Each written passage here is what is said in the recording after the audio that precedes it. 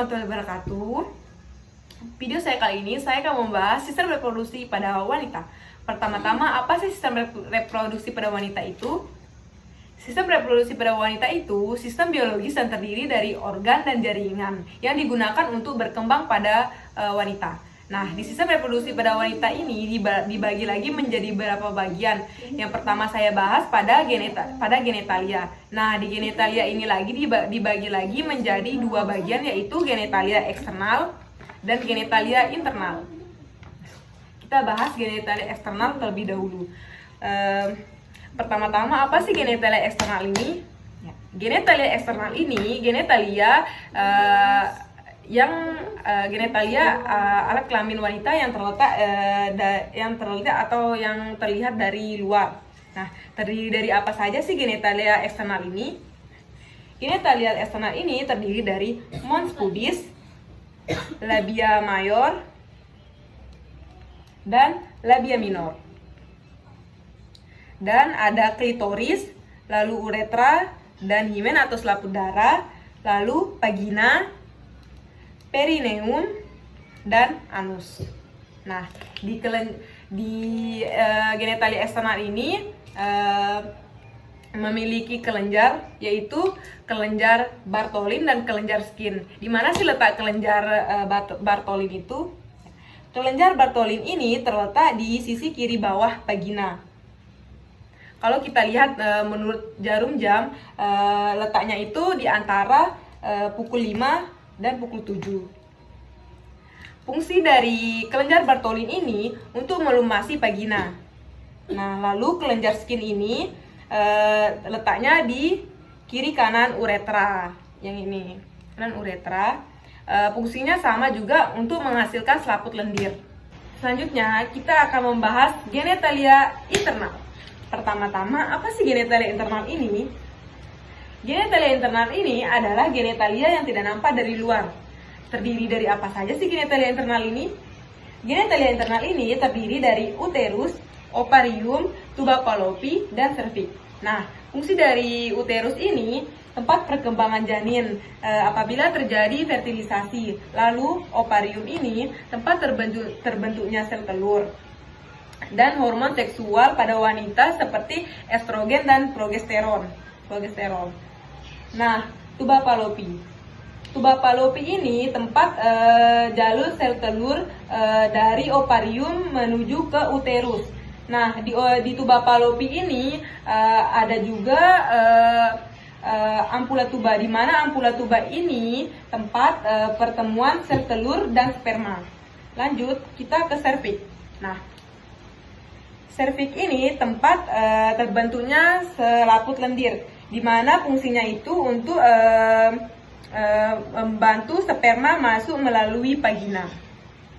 Pelvis ini dibagi menjadi dua bagian. Pertama ada pelvis mayor, lalu pelvis minor. Pelvis mayor ini bisa disebut dengan pars pelvis yang letaknya di atas linea terminalis. Fungsinya itu untuk menyongkong organ abdomen. Lalu pelvis minor bisa disebut dengan true pelvis. Letaknya itu di bawah linea terminalis dan fungsinya itu untuk menyongkong organ reproduksi. Nah, saya akan membahas bagian-bagian panggul. Bagian-bagian panggul ini dibagi menjadi 4. Pertama ada 2 tulang koksai, sacrum, sama coccygeus. Nah, di bagian koksai ini lagi dibagi menjadi 3 bagian, yaitu pertama ada ilium, lalu isium, dan pubis. Nah, ilium ini dibagi lagi menjadi beberapa bagian. Pertama ada crista iliaca, lalu ada spina iliaca, dan spina iliaca anterior superior, dan spina iliaca anterior inferior. Dan ini spina iliaca posterior superior, lalu ini spina iliaca posterior inferior. Nah, lalu di bagian isium dibagi lagi menjadi beberapa bagian. Pertama ada tuber ischiadica, lalu foramen obturatorium, lalu yang ini yang berlubang ini acetabulum, lalu yang belakang ini spina ischiadica. Bagian os pubis dibagi lagi menjadi beberapa bagian. Pertama ada ramus superior osis pubis, lalu ada ramus inferior osis pubis, dan yang berbentuk segitiga ini namanya arcus pubis. Ini yang menonjol ini namanya promontorium, lalu yang berlubang ini namanya foramina sacralia anterior. Yang berlubang ini. Selanjutnya saya akan membahas artikulasio, yang dimana artikulasio ini dibagi menjadi 4. Nah, yang pertama ini ada 2 sacroiliaca. Yang ini. Nah, ini sacroiliaca yang menghubungkan tulang ilium dan sacrum. Nah, lalu ini sendi sacrococcygeus yang menghubungkan tulang sacrum dan coccygeus. Nah, yang symphysis pubis yang ini, symphysis pubis ini menghubungkan antara pubis destra dan sinistra. Nah, yang ini. Selanjutnya saya akan membahas ligamen. Pertama ada ligamentum sacroiliaca. Ini ligamentum sacroiliaca, posisinya ini di permukaan belakang sakrum ke tulang ilium. Nah, lalu yang ini ligamentum sacrospinosum, letaknya itu di tulang sakrum ke spina ischiadica. Nah, yang ini ligamentum sacrotubersum, letaknya itu di tulang sakrum ke tulang tuber osis ischiadica. Nah, yang ini ligamentum publicum, letaknya itu di tulang coxae, letaknya di tulang coxae kanan dan kiri. Nah, kita akan membahas bagian otot. Otot dasar bagian luar itu pertama ada namanya ini musculus sphincter ani externum, lalu kedua ada musculus bulbocavernosus, ini yang melingkari vagina. Lalu yang ketiga yang ini. Nah, yang ketiga ada musculus perinea transversus. Nah, keempat ada gluteus maximus. Di sini tempat melakukan penyuntikan. Nah, terdapat otot yang melingkari vagina bagian tengah dan anus. Itu pertama namanya musculus iliococcygeus, dan kedua ada musculus ischiococcygeus, dan ketiga ada perineum transversus frondus, lalu keempat ada musculus coccygeus. Baik, kita lanjut ke bagian panggul. Panggul ini, bentuk panggul ini dibagi menjadi 4 bagian. Pertama ada gynecoid, android, lalu anthropoid, lalu platypeloid. Nah, kita bahas satu persatu. Kita bahas pertama itu gynecoid. Gynecoid ini bentuk panggul seperti ini, hampir mirip seperti lingkaran. Nah, di mana panggul seperti ini hampir banyak sekali ditemukan. 41% wanita memiliki panggul seperti ini. Seperti ini, ya. Lalu bentuk spina ischiadicanya itu tumpul dan tidak menonjol. Lalu bentuk arcus pubis itu membulat. Lalu kita lanjut ke bagian panggul android.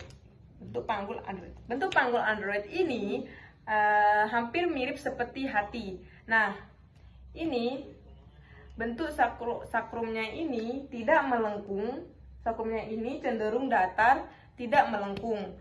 Lalu bentuk spina ischiadicanya itu lebih menonjol. 35% laki-laki memiliki panggul seperti ini. Nah, kalau pada wanita panggul seperti ini sangat sulit sekali jalan persalinannya. Nah, kita langsung ke bentuk panggul anthropoid. Nah, bentuk panggul anthropoid ini hampir mirip dengan segitiga. Lalu diameter